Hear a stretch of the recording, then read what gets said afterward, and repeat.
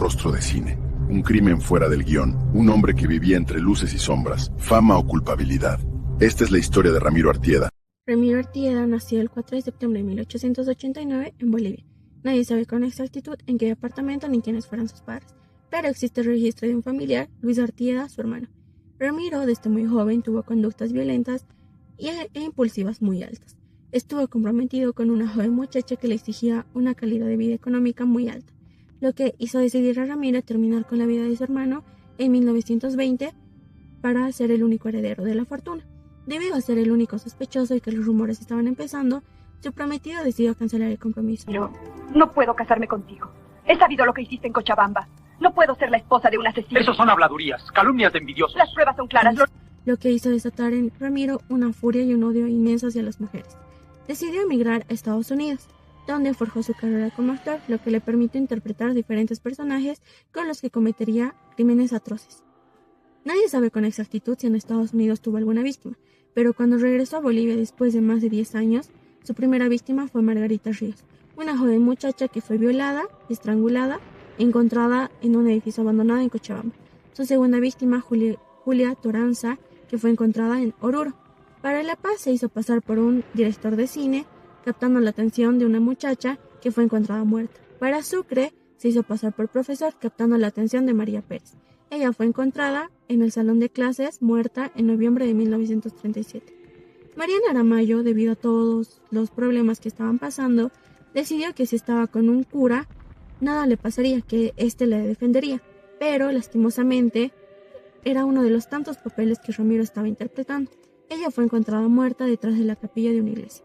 Finalmente, para su última víctima fue Julia Cáceres. Ella fue encontrada muerta porque Ramiro se hizo pasar por un vendedor de ambulante. Hubo una gran preocupación porque en los últimos años hubo varios estrangulamientos, lo que llevó a la policía a investigar y recordó un caso perdido, el de Luis Artieda, hermano de Ramiro. Esto llevó a que buscaran a Ramiro por todo el país. Mientras siguen las investigaciones, el 9 de mayo de 1939 el asesino intentó atacar a otra mujer, pero ella sobrevivió y acusó a Ramiro Artieda como su agresor. Finalmente capturaron a Ramiro Artieda y este confesó todos sus crímenes, incluso la muerte de su propio hermano. Dijo que quería matar a personas jóvenes porque los recordaban a su exnovia, la que lo había abandonado. Sin embargo, los investigadores pensaron que lo hacía para tener dominancia sobre sus víctimas. El 3 de julio de 1939, en la cárcel de Cochabamba, lo ejecutaron a Ramiro Artieda. Entre 1920 y 1930 hubo un total de 9 víctimas. En cuanto a su tipología, se podría encuadrar como un asesino ocasional, con un perfil violento y rasgos psicópatas o antisociales. Su método criminal se caracterizaba por la violencia directa, eso incluía violencia sexual y la asfixia.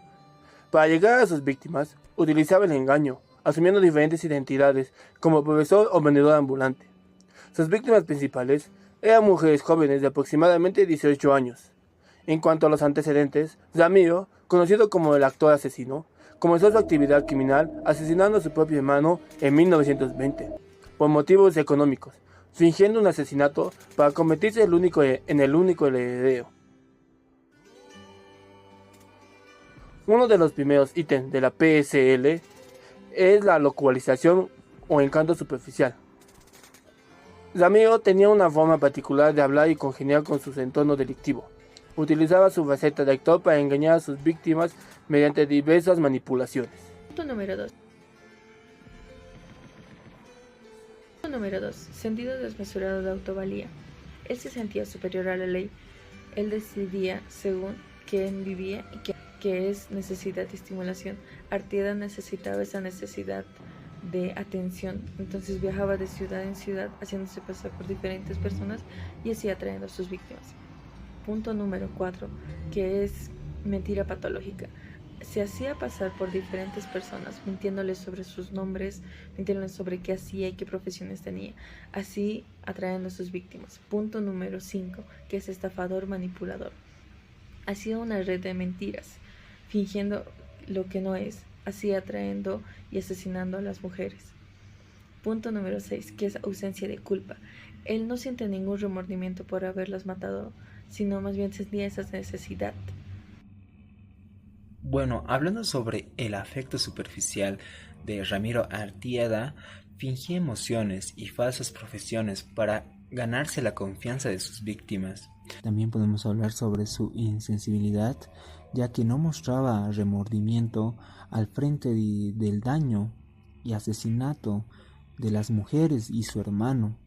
También podemos hablar un poco de su estilo de vida, ya que llevaba una vida basada en engaños, adoptando múltiples identidades. Pueden ser, digamos, como que profesor, monje, productor, etc., para manipular a situaciones y personas, lo que refleja un patrón de conducta instrumental y calculado.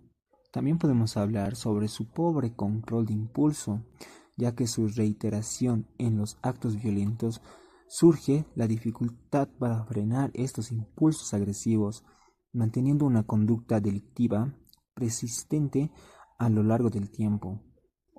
Asimismo, también podemos hablar sobre su conducta sexual, ya que se observa un patrón de violencia sexual, ya que abusaba a sus víctimas antes de asesinarlas, lo que indica una relación entre agresión y satisfacción personal. La habilidad que tuvo Ramiro le dio la capacidad de adaptarse a diferentes situaciones e interpretar múltiples personajes, lo que le dio flexibilidad criminal para actuar con violencia. Analizando más la evaluación del PCLR, podemos identificar que Ramiro Artieda presentaba falta de metas realistas a largo plazo. Este rasgo se evidencia tras la ruptura que tuvo con su comprometida ocurrida antes de la década de 1920. A partir de ese momento, Ramiro abandona todo su entorno y emigra a Estados Unidos, donde incursiona en la actuación sin lograr ningún tipo de estabilidad. Posteriormente regresa a Bolivia sin un proyecto de vida claro, adoptando identidades falsas como Alberto González y realizando actividades cambiantes. Toda esta trayectoria refleja una vida sin objetivos específicos, orientada a soluciones inmediatas más que una planificación estructurada como debe de ser. También presentaba los problemas de conducta. No hay una documentación directa sobre su infancia porque es demasiado limitada. Diversas fuentes señalan que desde joven presentaba dificultades para ajustarse a normas sociales como familiares. Esto lo podemos caracterizar especialmente en la gravedad de su primer crimen conocido. Esto, el asesinato de su hermano Luis, que fue en los inicios de los años de 1920. Lo que sugiere una evaluación temprana de conductas antisociales y una posible historia previa de la transgresión de normas que tuvo Ramiro. También presenta la delincuencia precipitada. Esto se evidencia tras la muerte de su hermano Luis Artieda. Marca un punto clave: el asesinato fue motivado por intereses económicos, como la herencia que tenía de su familia. Evidencia una conducta delictiva demasiado grave. Aunque no fue condenado en ese momento, este hecho presenta el inicio de una trayectoria criminal y refleja una baja internalización de normas legales. De esa manera también se evidencia el incumplimiento de normas que representaba Ramiro. Observa un patrón equivalente. Al no ser sancionado por el asesinato de su hermano, continúa desarrollando actas delictivas muy grandes que abarca entre los años de 1937 a 1938.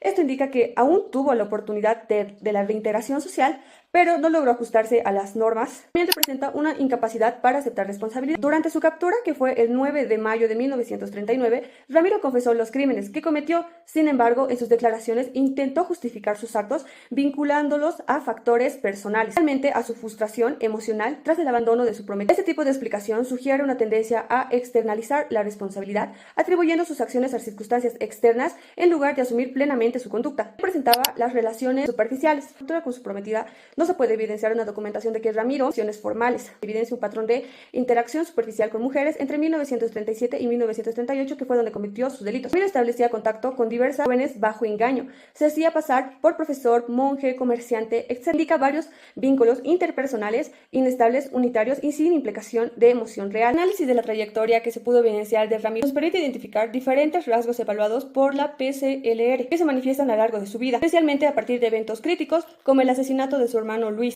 y una serie de crímenes cometidos entre 1937 a 1938. Estos elementos reflejan un patrón persistente de la conducta antisocial, impulsividad y dificultades en su regulación personal.